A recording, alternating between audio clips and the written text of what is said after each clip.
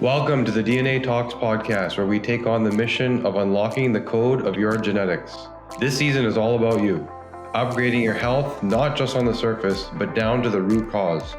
Join us as your clinicians at the DNA company investigate your DNA and beyond. The intention of this podcast is to enhance your lifestyle by changing what is in your control. This does not substitute the medical advice given by your personal doctor, therapist, and other healthcare professionals. Hello, and welcome to the DNA Talks podcast. I want to welcome you today. My name is Dr. Lara Varden. I'm a board-certified holistic health practitioner, licensed ecclesiastical holistic practitioner, and I hold certifications as a functional genomics and functional nutrition and lifestyle counselor. I'm an in-house clinician at the DNA company and co-founder and CEO of Sacred Genomics. I also serve as an adjunct professor at Clarkson University in the biology department. As a PhD, I have expertise in cellular biology, molecular genetics, biochemistry, neuroscience, and functional nutrition. I want to welcome you today. Thank you for being here as a listener, as a watcher, whatever medium that you are watching us on, to learn and grow. Today, we have a fantastic, brilliant guest with us, Dr. Chloe Weber. She developed an interest in public health and medicine after being diagnosed with cutaneous leishmaniasis in high school. As one of the first cases diagnosed in Costa Rica, Chloe was drawn to study ecology and evolutionary biology at Colorado University Boulder, where she began to understand how disease evolve along with us and the deep connection between humans and our environment. Eventually, Chloe was drawn to Chinese medicine as a way to address public health issues. She graduated with a Master's of Oriental Medicine from Southwest Acupuncture College in Boulder and spent time studying at, and I'll get this, Heilongjiang University Hospital in Harbin, China. After graduating, Chloe co-founded a nonprofit sliding scale walk-in Chinese herb clinic called Urban Herbs. Running her clinic, Chloe was able to dive into her study of herbs and found great joy in community outreach. When Chloe's son Remy was starting the journey toward diagnosis, she decided to move home to New York to focus on supporting him. Chloe currently has a private practice in New York City, seeing patients in Manhattan and Bellmore. Working with Remy has led Chloe to extensively study integrative neurology and functional medicine as her motivation, as this motivated her to find ways to help children with neuro-developmental issues and seizures. While Remy and Chloe both felt better with the many hemp extract oils that they tried, nothing stopped Remy's seizures. Chloe felt she could create a stronger formula to help those seizures, which is how Radical Roots was born. So I would like to welcome you, Chloe. Thank you so much for being here. Well, thank you. It's such an honor. Wonderful. Just a quick question. In that intro, I'm sure many people have never heard of, much less know what cutaneous leishmaniasis is. Would you be able to tell us a little bit about that and your experience with your disease back in high school? You know, like what were the early signs? How did you know that you had it? Oh, sure. That's always a fun journey to go down. So it was between my freshman and sophomore year of high school. I went to Costa Rica on sort of like an outward bound type trip. So it was hiking, kayaking, whitewater rafting down in Costa Rica. It was the best time I've ever had. I was blown away by the people down there. It was really astounding coming from New York City, where all of my friends had so very much and were always looking to accumulate more, to meet people with absolutely nothing comparatively, who were much more joyous than anybody I'd ever met. So just going on that journey was absolutely life-changing for me. But when I came back, I started developing these weird lesions on my arm and a couple on my face as well, which as a teenage girl in New York City is not really ideal. So that was an interesting diagnostic journey also. So ultimately, the CDC diagnosed me with leishmaniasis, which is a rare parasitic disease, but basically sandflies are the vectors of this disease. It's normally found in the Middle East. So it being found in Costa Rica I was one of the first people to get leishmaniasis in Central America. And so that's ultimately what led me to studying ecology and evolutionary biology and looking at the ways in which our impacts on the environment are driving disease globally. But so basically the sandflies put these little parasites into your cells, and the parasites reproduce and reproduce until they lyse the cell. And then they just keep creating these sort of ulcerated, gross lesions. So it was pretty obvious that I had something going on. Ultimately, the CDC diagnosed me and they put me on this medicine, Pentostam, which is a chemotherapy medicine that is made out of antimony, which is a heavy metal that is used in, I believe, certain wiring. It's highly, highly toxic. Questionable as to whether that may or may not ultimately have led to some of the reasons why my son might have a genetic disorder. But so I went on that chemo and that cured it. But there are different variations of leishmaniasis. There's mucocutaneous, where it's really affecting the mucous membranes of the body. There's cutaneous, where it's mainly on the skin. And then there's visceral. And it's actually a really debilitating and deadly disease in many countries, but it's not normally found around here. And there are ways to treat it. And now I believe there's actually a topical way to treat it. So I'm happy to hear that and wish that it had been around in the 90s. So is that something that you would have to deal with in the future? Or has it been, quote unquote, cured? How are you doing now?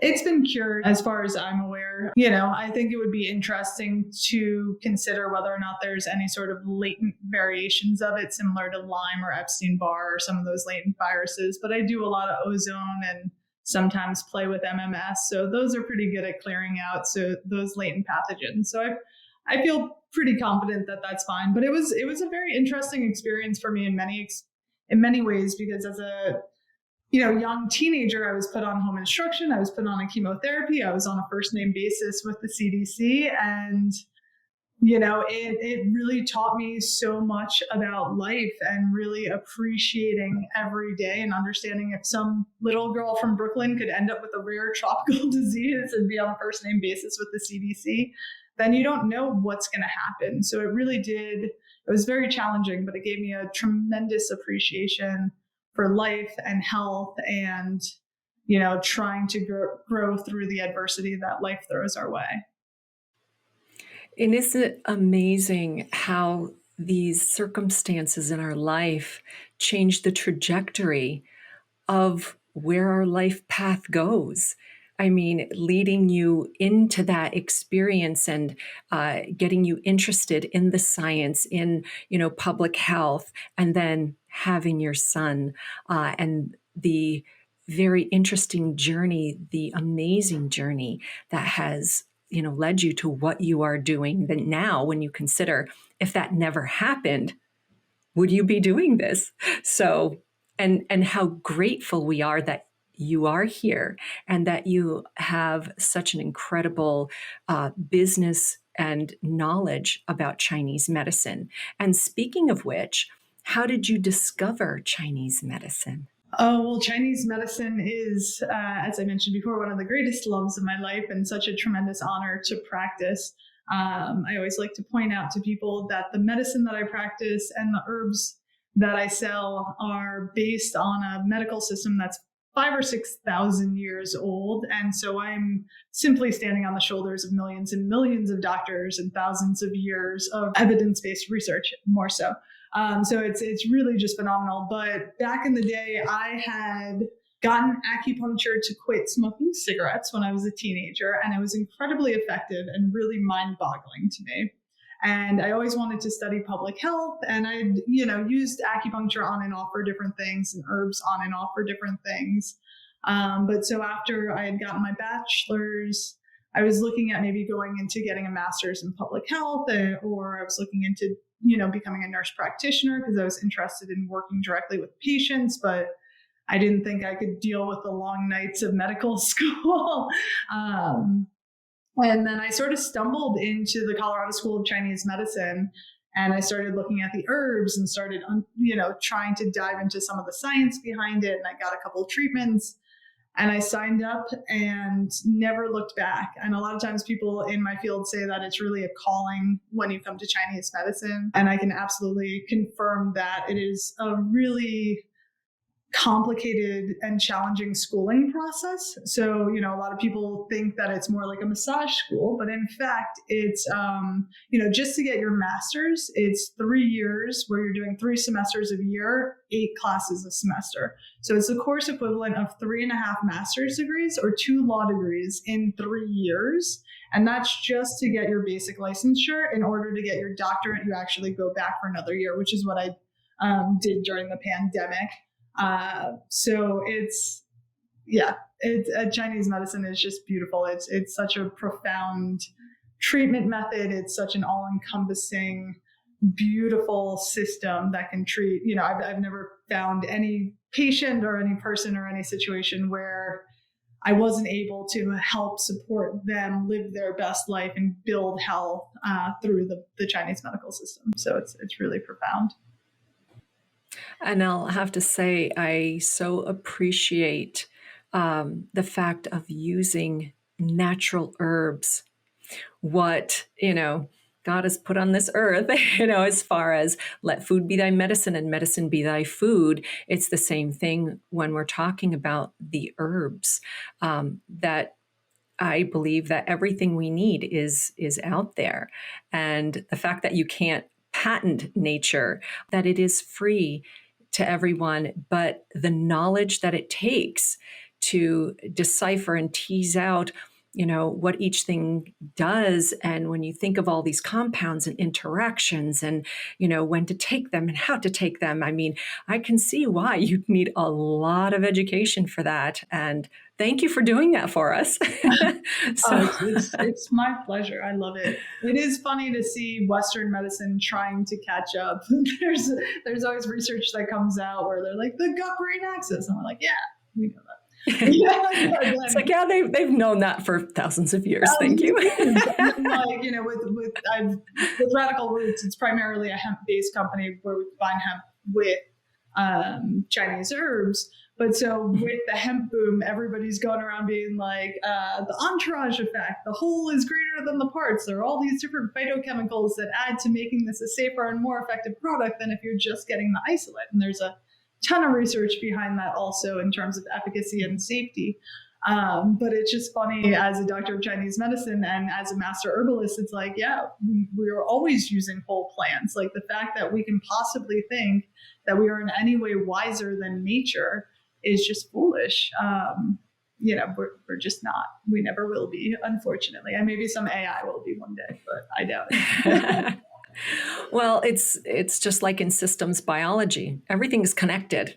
Mm-hmm. You know, you can't separate out the parts and think that it's not going to be affecting other aspects that you're probably not considering. And that's the whole reason why I have focused on holistic medicine, mm-hmm. You know, and looking at the whole person, because you're right, when it comes to the gut, you know, with foods, with herbs and everything else, that gut-brain connection, your immune system, you know, brain health, just functionality, it's all connected. Mm-hmm. So speaking of connections, you had mentioned about Chinese herbs, Chinese medicine, and working into Radical Roots. So can you give us a little bit of information on what your company does? How long has it been established? About your products, services you provide? Can we bring in those connections? Of course. So I started Radical Roots about 4 years ago, shortly after my son Remy was diagnosed with his genetic disorder, which is called STXBP1, which I'm sure we'll nerd out on a little bit later. But so one of the main issues with children with my son's disorder is intractable epilepsy. And so since my son Remy was already so significantly delayed, I was very hesitant to put him on seizure meds, which honestly, many of these children don't have really good results with. And there's good reason, because seizure meds are pretty toxic and not that effective. I wanted to look at herbal alternatives because that's the world I live in.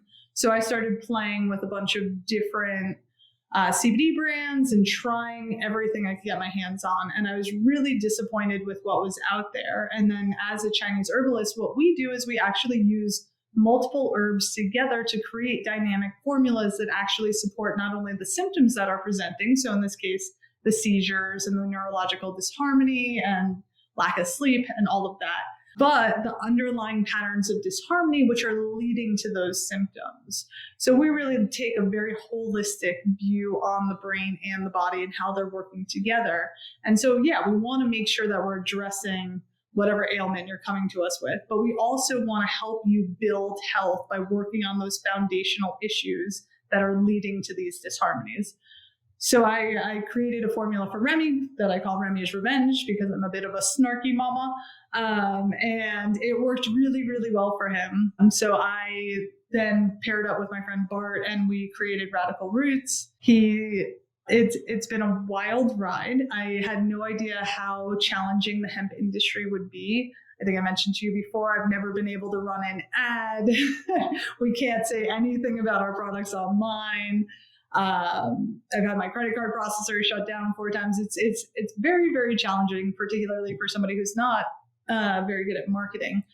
But our products are so amazing that I will continue to fight for getting them out to as many people as possible. We use Chinese herbs with really high quality hemp. And then we use this really cool spagyric extraction technique. So the herbs are really alive. They're really vibrant. And they've changed my life. And they've also changed Remy's. So I am very, very proud of them. So when you were talking about all the issues that you have with like FDA and not being able to list that, and you talk about hemp, for our listeners who may not know some of the differences when we're talking about hemp, CBD, as compared to THC, and why you might be having some of the issues you're having with not being able to give this information on your website.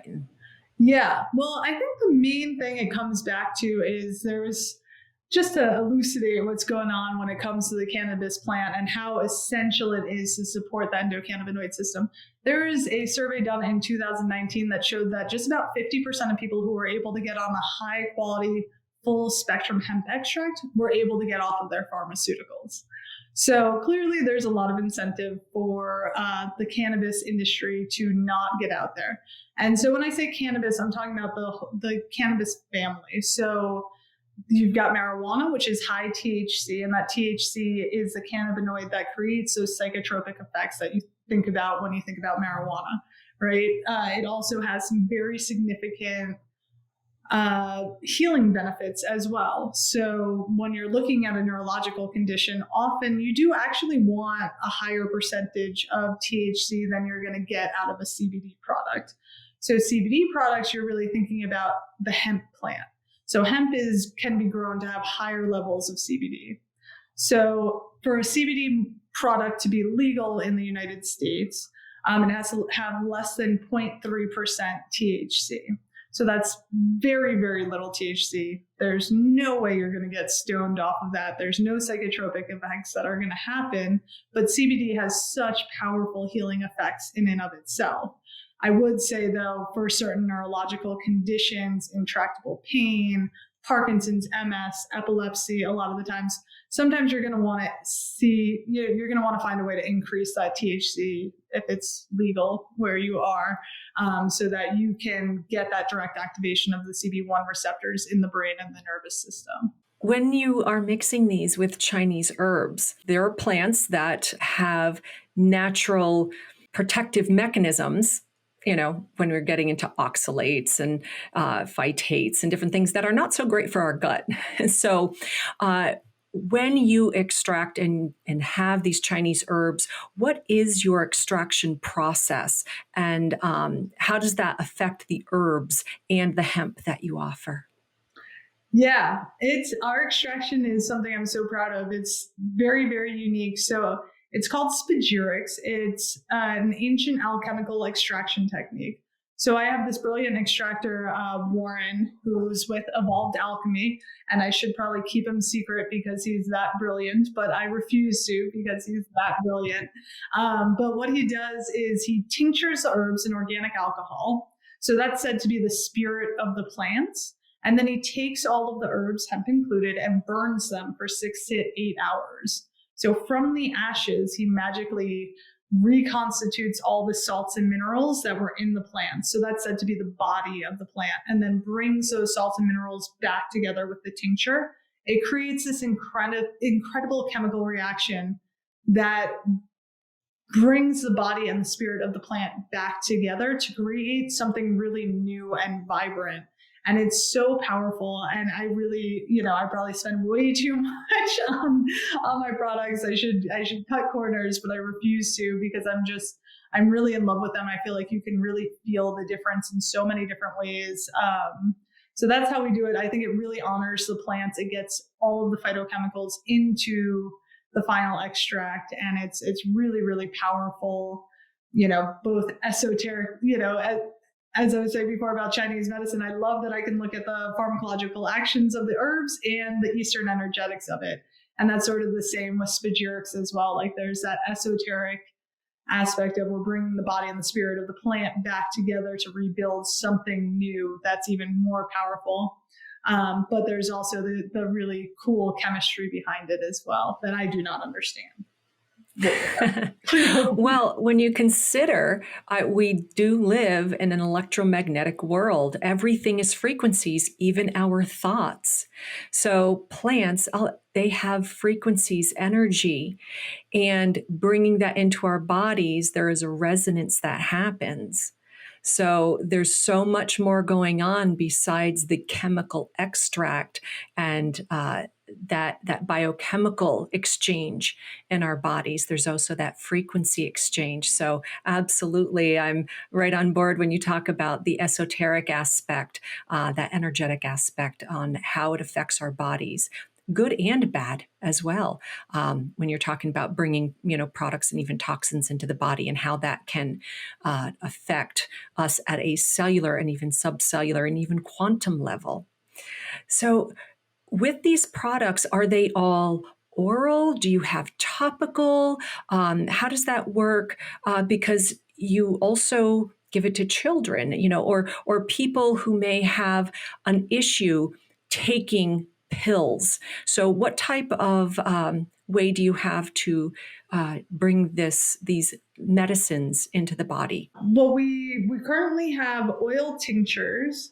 So like my son's formula is Remy's Revenge. And so this is organic MCT oil. And so that's super easy. I just plop it in his mouth twice a day. So that makes it really easy for most people, especially if you have if your gut has been demolished, which is so common these days. The oils are really amazing because they're absorbed sublingually, so it makes it very bioavailable. We also have capsules for many of our products, which make it really easy for other people. And the capsules are actually stronger than the oils, but the oils are faster acting. And then I've been playing with a couple other products. So we have a herbal mix that you can add to your coffee or a lot of food. That's called Golden Ticket. It's sort of an adaptogenic formula based on food-based herbs, like Chinese yams and cinnamon and reishi, and it's really phenomenal. It's helped me tremendously in building back my health after, being really stressed out when my son was younger. And then we have this other formula, AV9, which is a colloidal silver formula. That's really wonderful. That's a spray. But yeah, most of our hemp and Chinese herb products are either in oils or capsules. And is there any particular way that they need to be taken as far as with food, away from other medications, morning, night? I mean, going through this, are there specific things to make sure that they're better efficacy? Yeah, so taking Chinese herbs, we normally recommend that you take them about a half an hour before a meal, if not longer, or like an hour or two after. I've seen some research studies that really reduces the efficacy by about 5%. So it's not that big of a deal. If somebody was going to have any sort of nausea with the herbs, which is very rare, I would say maybe take them after the meal as opposed to before.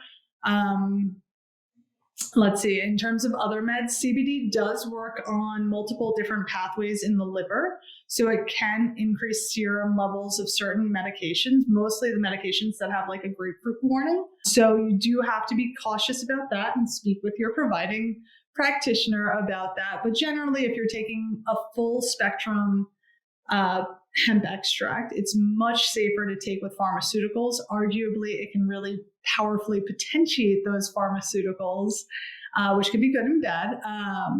But it's much, much safer to take a full extract. And often you can just take it a couple hours separate and it's fine. But obviously everybody should talk to their doctors before starting any new supplements. Absolutely.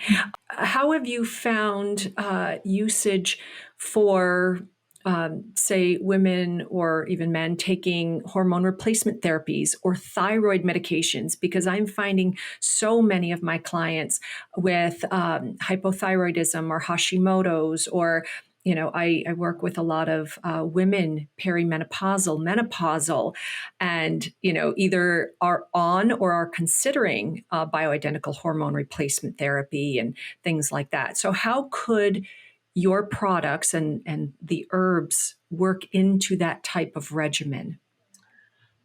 Honestly, it works in very beautifully. One of the things that I like to do as a practitioner is look at how can we really support patients? And to me, first we look at diet and lifestyle, right? If you're not sleeping, if you're chronically stressed, your cortisol's through the roof, you're eating shit food, there's no health, And if you take the 5 basic things in terms of health, eat right, sleep well, move your body, find some sort of stress relief, and I don't know, reduce toxins. So that's probably the 5 basics, right? If you're actually doing those 5, you're probably on the right path. Then, we can look at energy medicine to help support that, herbal medicine, dietary therapy, and build from there. But so when we're doing hormone replacement therapy, those are things that Chinese medicine really honors very well. Chinese medicine, especially in terms of women's health, is the most dynamic system that I've ever seen. So not only does Chinese medicine really honor the cycles of a woman's month and the cycles of our monthly cycle, but the seasons of our lives. And I've always been blown away with how effective Chinese herbal medicine is to regulate women's health and to support women's hormone cycles. So having those herbs and combining them with hemp makes it even more powerful, because if you start diving into the research on hemp is phenomenal for autoimmune disorders. It totally supports the thyroid and actually is really integrally connected to our hormones and to our fertility. So it's really interesting if you look at the research. So really what I think is they potentiate one another. So often you can take less hormones while you're taking the herbs. And that's what I see clinically. And that's what I see based on the research that I'm reading also. But, again, you've got to work with your doctor and find somebody who can do that with you on a personal basis to make sure that you're doing it safe and effectively and getting the best benefits for yourself. So how would it work, say, in a woman's lifetime, as far as in their menstrual years, working to get pregnant, if they may have any type of issues with fertility, and then moving through, if you want to comment on that, and then moving through in perimenopause, going through the hot flashes, dealing with some of these issues, which can in itself affect their ability to get good sleep, make them have more cravings in the food area. And of course, I do have to mention that knowing their DNA definitely helps, because as we look at their sex hormone pathway charts, looking at their functional genomic pathways, their ability on how to detoxify. This is an area that, having your DNA tested with us, that we can actually take a look and say, okay, you're not so good at detoxifying this particular pathway. This is where we can focus on and support for sleep, looking at, a particular mood and behavior aspect that's, affecting the sleep, trying to hit all the low-hanging fruit, like you were mentioning before, as well as looking at their hormone pathway. What type of hormone profile do they have? Is it androgen dominant, estrogen dominant? Or do they have a risk of estrogen toxicity? And if so, there are herbs and other natural products that can help and foods that can help with that. But I will say, you get into perimenopause and menopause, even in the best circumstances, you can be all over the place. I mean, I'm going through it right now, the perimenopause. Thankfully, my transition has actually been very easy. Absolutely little to no hot flashes, because I do take care of those other items. But there are still times that it's still a little off. So I think that, a little bit of help, with the Chinese herbs and with your type of expertise, it can kind of get over that hump, to kind of ease through it a little bit better. So I just wanted to know if, sorry, I went on that little diatribe about that, but if you can talk about going through as far as the fertility, then into perimenopause and menopause, how you look at that. And Absolutely. please, thank you. To me, there's no greater honor than, first and foremost, helping other women become moms and have that joy of being able to have a child. And with the infertility rates being what they are, with the hormone imbalances in our society and the endocrine disruptors and everything that women are going through, stress-wise, expectation-wise, all of it, I really am very passionate about supporting women and supporting mothers, because I think that we are the crux of health in our homes and in our societies. And unless we really start shifting the focus to supporting one another, we're on a very dangerous path. So I really do think that Chinese medicine is an amazing way to support women's health. I would highly recommend and encourage anybody listening that is a woman to go and find an acupuncturist. We are not all the same. We all have different specialties, and we are all different people, so find the right one for you. But there are, there are clinics that are community clinics that are much more affordable. You can do herbal medicine with companies like mine to make it more affordable and accessible. There are different ways that you can do it. But really having a good practitioner on your side and on your medical team is life-changing, especially if you have a really great acupuncturist and herbalist. So that is my pitch for that. So in terms of how we look at hormones through women's cycles, so in Chinese medicine, one of the sayings that we have is that if there's stagnation, then there's going to be pain. So we're always looking at the free flow of qi and blood throughout the body. So often if you're in your teens, 20s, 30s, you're getting these irregular periods, you're getting menstrual cramps, you're getting irritability and frustration. That is a stagnation of qi and blood throughout your body. And that also indicates some hormonal disbalance. So one of the formulas that's most classically prescribed for that is this formula called Free and Easy Wanderer, Xiaoyasan. And so we have a variation of that with and without CBD that's called Flow State. And it is one of my favorite formulas. It is phenomenal for teens through perimenopause. And once you get to perimenopause, there are a couple of things we want to play with a little bit there. I would recommend adding in either the middle management, which is more of a digestive formula, or my rest and relax, which is cooling and nourishing the heart. But so basically we're looking at stagnation and allowing that free flow of qi and blood through those first years. If you're going into something like PCOS or, more, or endometriosis where there's more stagnation, you might want to find something a little bit more personally tailored in Chinese medicine that might be more correlated to what we consider dampness. So dampness is sort of an accumulation of really probably dysbiosis, but adverse pathogens within the body that can lead to further disharmony within the hormones. Once you're getting to the point where you're trying to get pregnant and really regulating the cycle, like a lot of times when I have patients that I'm working on fertility with, I might give them a different formula for every week of the month to really potentiate their cycle. But really what you want to do is you want to nourish the kidneys and the blood during the first half of the cycle. So if you're looking at my formulas, that would be Revive or Immortal All Stars for the first half of the month. So Revive has CBD, Immortal All Stars does not. And then the second half of the month, you want to take Flow State, which is moving that qi and blood. So we're building and nourishing the body, and then we're moving it through. so that we can have a free flowing cycle without that stagnation that's going to cause pain and irritability.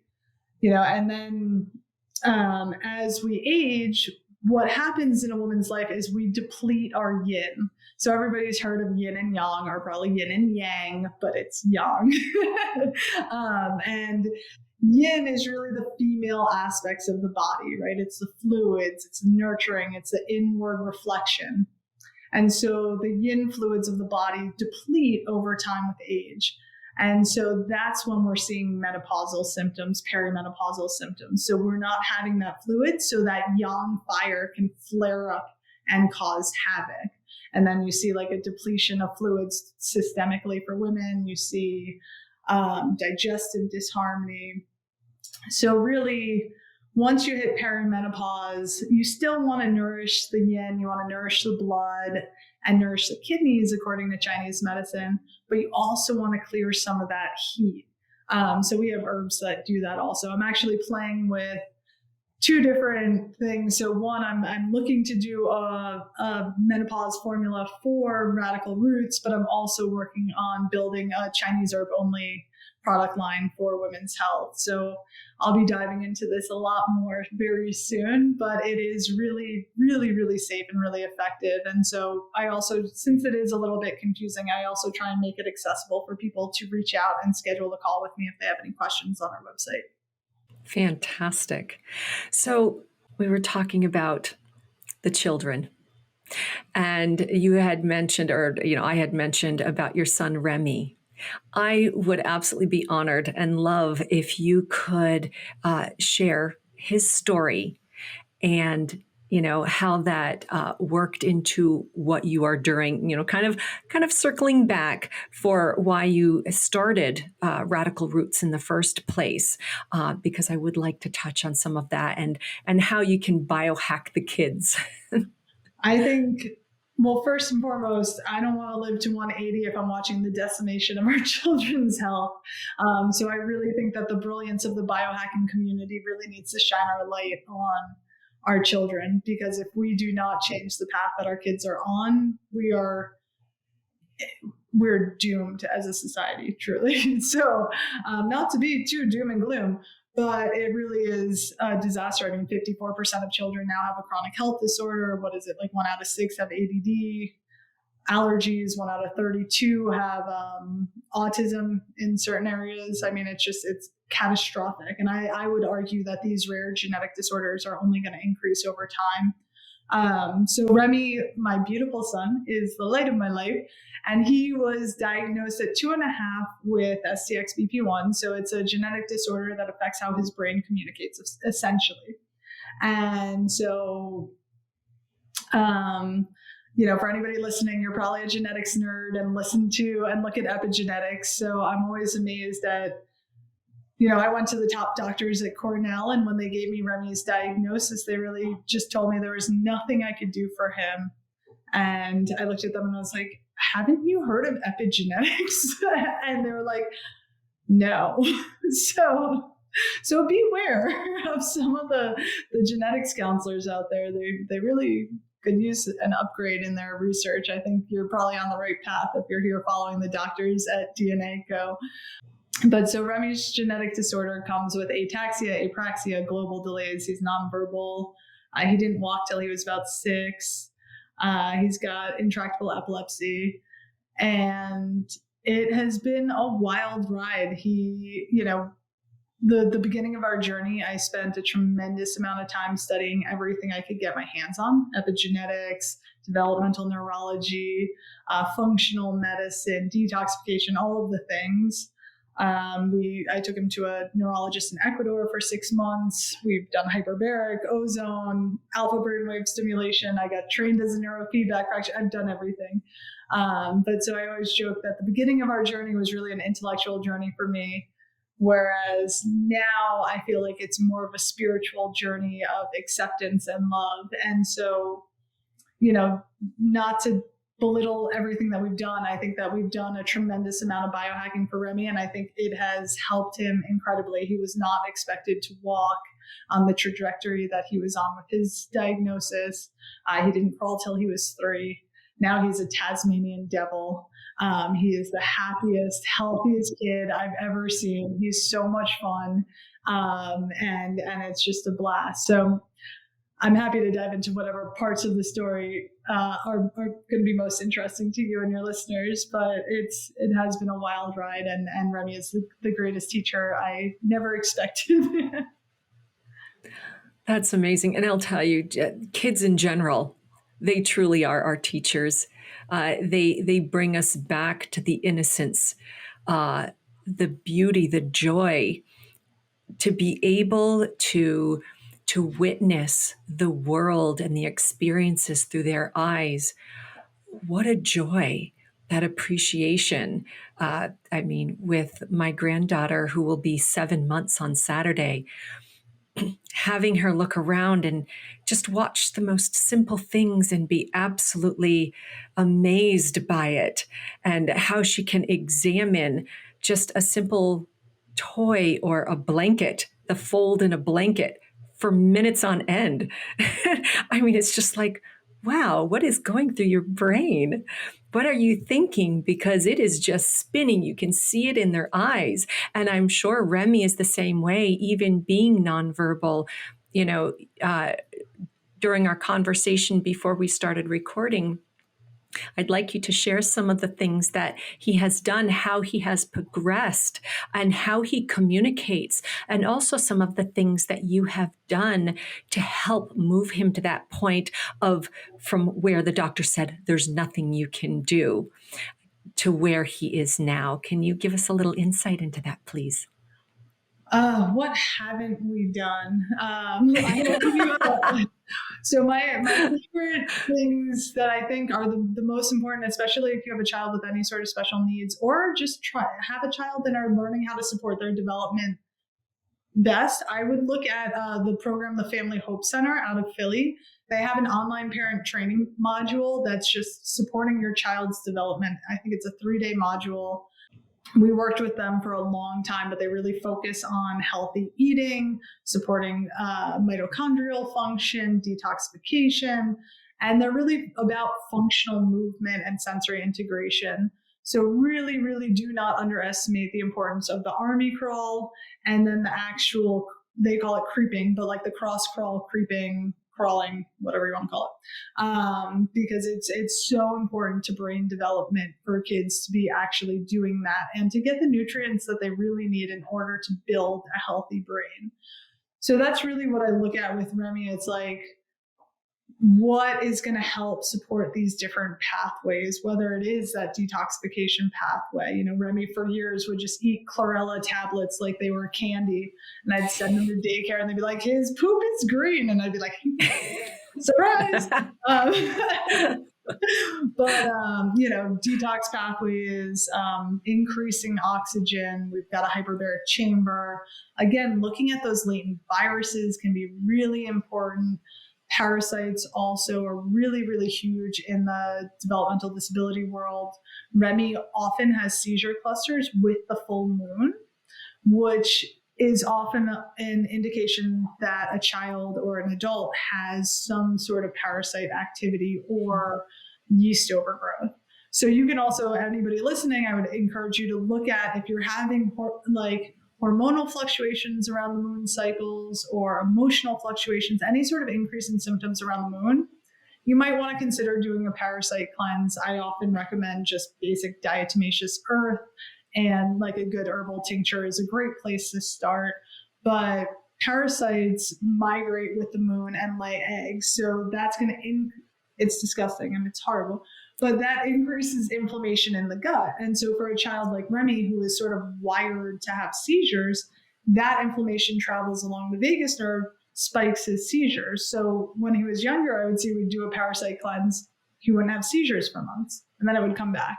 And so that's something that's really important. And that's also something that Western medicine really poorly understands in terms of the gut-brain connection, especially when you're talking about epilepsy. Neurofeedback is really fun. I'm fortunate enough to study under Drew Pearson, who was one of the lead neuroscientists who started 40 Years of Zen. He is a dear friend and formulating some products for Radical Roots also. So that's really fun, both for him and for me. I really love doing that. But yeah, it's just been a wild adventure of learning and unlearning. I would study everything, and then it would come, and then it would always, to me, sort of brings it back to the framework of Chinese medicine. I mentioned before we were talking, anybody listening, we chatted for far too long before we got on with you guys. but it's so fun to learn all about these different pathways and these different ways to support the brain and body. But really, it comes back to me. It comes back to the framework of Chinese medicine is so wise. So for Remy, his diagnosis in Chinese medicine, we call them, they're sort of like patterns of disharmony. So Remy's pattern is, spleen and kidney deficiency with phlegm misting the mind and, wind, right? So that pattern, which sounds crazy to anybody listening, I'm sure, that pattern didn't change at all when Remy got his genetic diagnosis. So how I treated him hasn't changed with the diagnosis. It's helped me understand Remy and his challenges better. It's helped me fine tune certain things, but really through the lens of Chinese medicine, it stayed the same. So it's also sort of bringing it back to me, to the wisdom of nature, the wisdom of the body, and the wisdom of Chinese medicine at the end of the day. Yeah. And like I had mentioned, it's like we don't know everything, but our bodies do. We just have to get out of its way, give it the nutrients, the basics that it needs to heal, because it is naturally in a healing state. And if that is a matter of helping to detoxify, to remove heavy metals, environmental toxins like glyphosate, parasites. I mean, it's just amazing how people in the United States, oh no, we don't have parasites, that's more third world thing. It's like, oh no, we actually, it's more common than you think. When you talk about all the different produce and the foods that we take in that come from all over the world. Absolutely.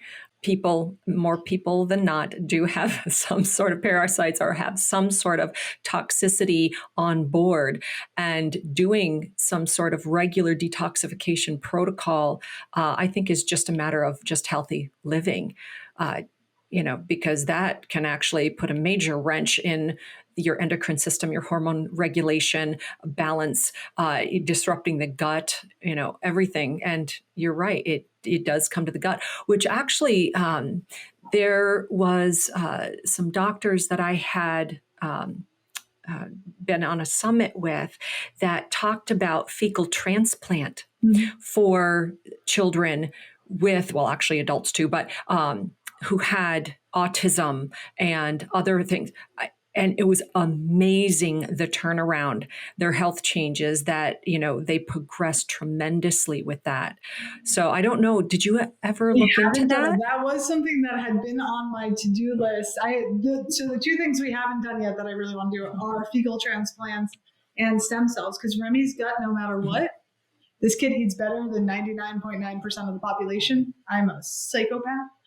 His gut is still a disaster. I mean, it's gotten much better over the years, but it's still quite a challenge for me. And I've always been like, that is one of the major keys just to him living his best life, like whatever that looks like. It's always just, for me, it's like, I just always want to give him more and more opportunities to heal with, without expectation of what that looks like and without limits on how far he can go, but I think fecal transplants would be fascinating for him. I was trying to convince some of the researchers doing research on his genetic disorder to look into that more. But yeah, so fecal transplants and stem cells are two of the things on my wish list for the next couple of years.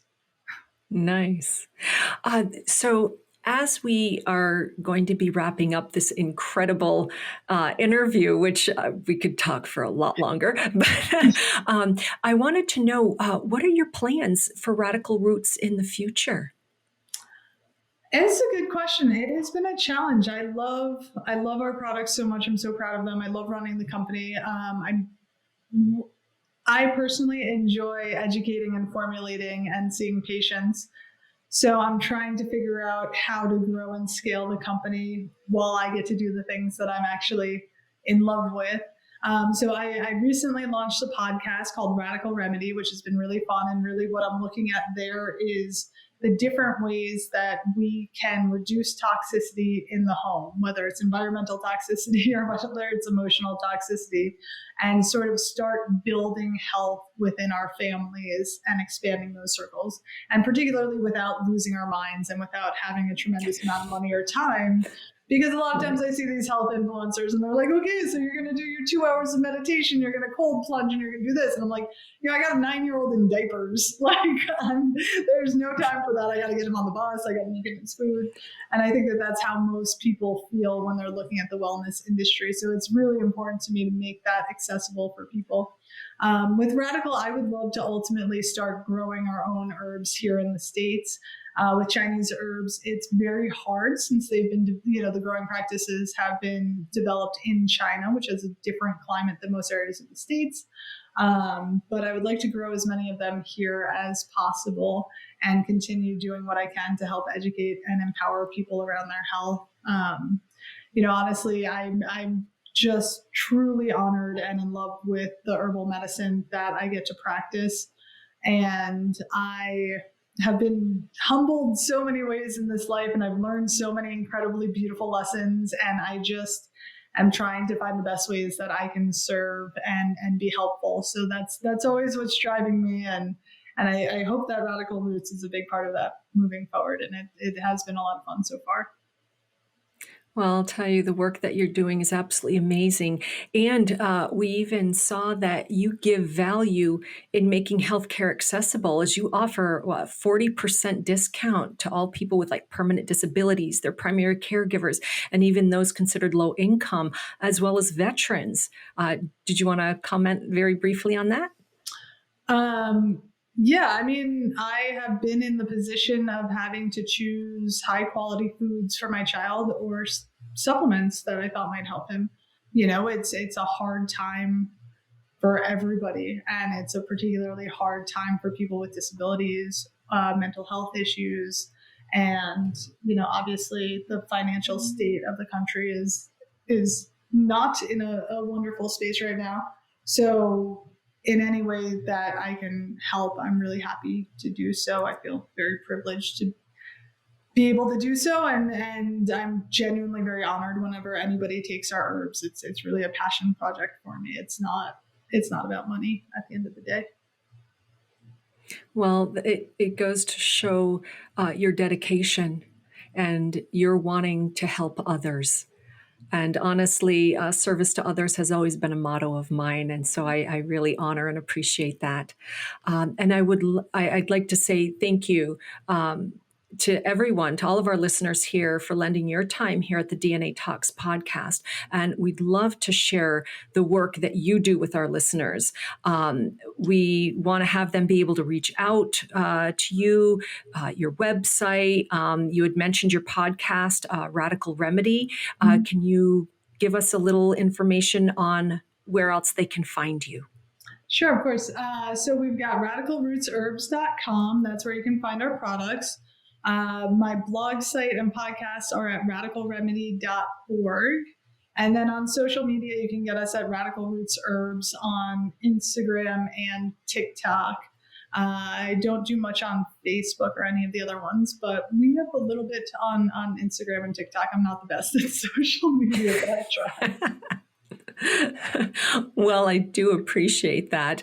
And we would like to thank all of you for tuning in today for this episode on the DNA Talks podcast. And don't forget to like, subscribe, leave a comment down below, especially if there's a certain topic that you'd like us to discuss.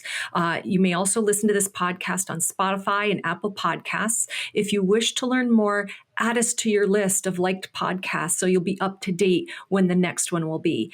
And speaking of up to date, you can also find us on Instagram at DNA Talks Podcast, as well as my own at Dr. Varden Official.